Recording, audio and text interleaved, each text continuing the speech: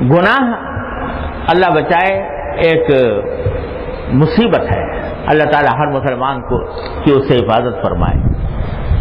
اس کی بعض قسمیں تو ایسی ہوتی ہیں کہ جو محض بے دھیانی کی وجہ سے، توجہ نہ ہونے کی وجہ سے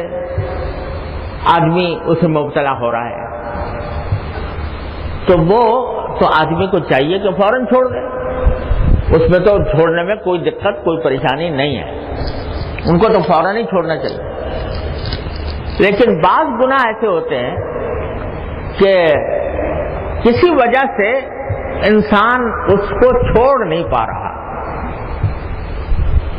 کوشش بھی اپنی ٹوٹی پھوٹی کوشش بھی کرتا ہے،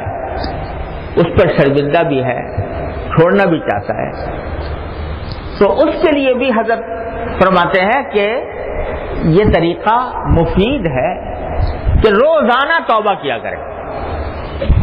روزانہ استغفار کرے، اللہ تبارک و تعالیٰ کی بارگاہ میں حاضر ہو کہ اللہ مجھ سے چھوٹ نہیں رہا،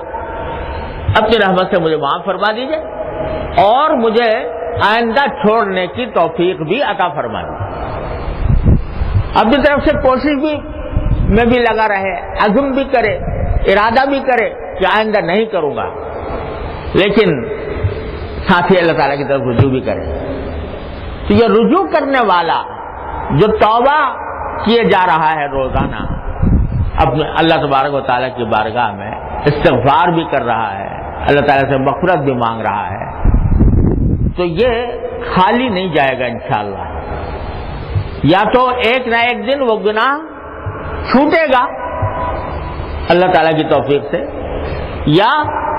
کم از کم گناہ میں تخفیف ہوگی۔ اس لیے حضرت فرماتے ہیں کہ یہ روزانہ توبہ اور استغفار کرنے کا معمول بنانا چاہیے ہم سب کو۔